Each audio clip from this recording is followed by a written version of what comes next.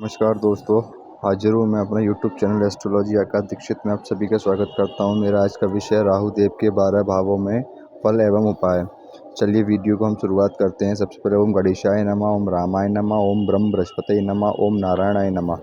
ये चार्ट है कुंडली के 12 भावों में मैंने राहु देव को बैठा रखा है। सबसे पहले हम बात करते हैं राहु देव की उच्च राशि होती है मिथुन राशि, नीच राशि होती है धनु राशि, मूल त्रिकोण राशि कन्या राशि और रत्न होता है हमारा गोमेद।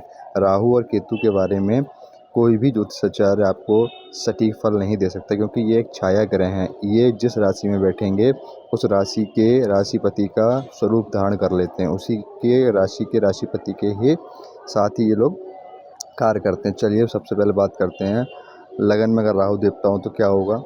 ऐसा जातक सरकारी सेवा में काम करेगा मगर उस पर लांछन लगेगा, ठीक है। नौकरी में उतार चढ़ाव आएंगे, बुरे स्वप्न आ सकते हैं, सर में चोट लग सकती है, ठीक है। अपनी ही दुनिया में होने वाला मानसिक विकार होगा उसको, मगर दौलतमंद होगा। जन्म के समय नाना और नानी उसके जीवित होंगे। जन्म के समय आंधी आए, बारिश आए अथवा बादल हो जाएं, ठीक है। और सबसे बड़ी बात, अनैतिक काम करेगा तो यहाँ राहु देवता आपको बहुत ही ज़्यादा बुरा रिजल्ट देंगे।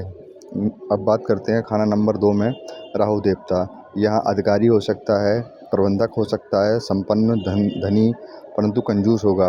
विदेश यात्रा के योग बनेंगे, धन का आवाजाही हो सकती है और स्वास्थ्य विभाग में ऐसा जातक नौकरी करता है। द्वितीय भाव में ये फल है। तृतीय भाव में जैसा कि आपको पता है ये पराक्रम का है, मेहनत का है, बड़े छोटे भाई बहनों का है। यहाँ ये इसका पक्का घर होता है। तृतीय भाव में राहु को हाथी के समान बलि माना गया है, क्योंकि तीसरे भाव में राहु कारक होता है। तो यहाँ शत्रु को नष्ट करेगा राहु देवता। भाई बहनों से दुखी करेंगे, दुर्घटना हो सकती है।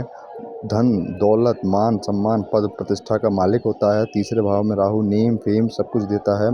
एक अच्छा यूट्यूबर हो सकता है, उसका लेखन कार्य बहुत ही सुंदर होता है।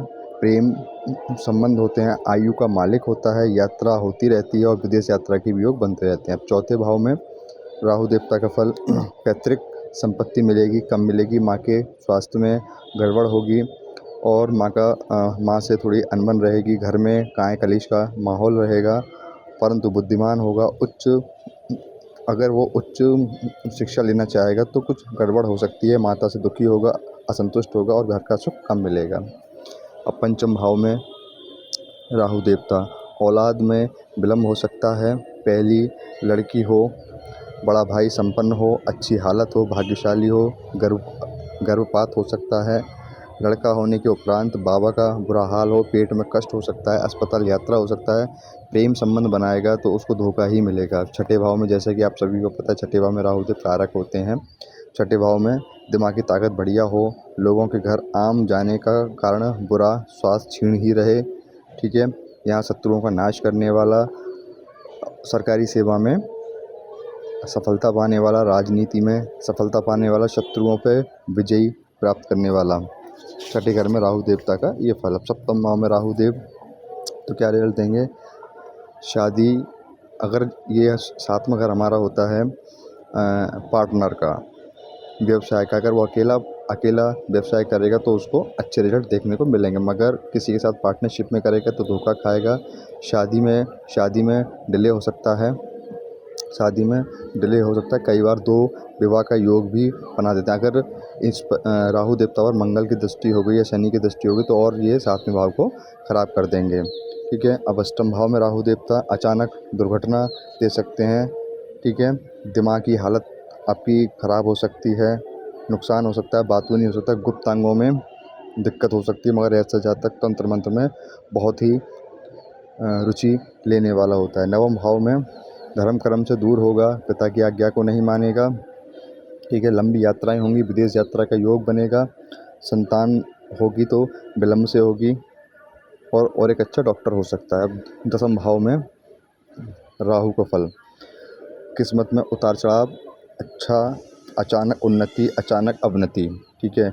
गलत सोच करने वाला, उदार भला पुरुष, पिता के लिए उत्तम परंतु माता के लिए बहुत बुरा। मगर दसम भाव में राहु देवता, राजनीति में सफलता, सरकारी सेवा में सफलता, उच्च पदस्थ अधिकारी में भी ये सफलता दिलाते हैं, मगर राहु जब जब देते हैं उससे दो गुना वो छीन भी लेते हैं। 11वें घर में, ये भी उनका अच्छा घर है 11वें घर में राहु देवता पिता के लिए बुरा हो सकता है, कामों में रुकावट हो सकती है, बड़े भाई परिश्रम करवा के काम हो सकता है, धन दौलत का मालिक होगा, लोकसभा में इलेक्शन जीत सकता है।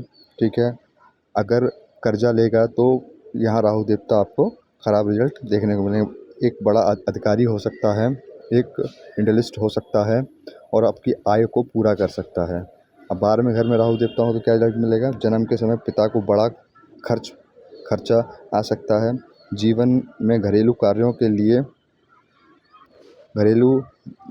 में काफ़ी खर्च देखने को मिलेगा। विदेश यात्रा का योग मिलेगा। जेल यात्रा का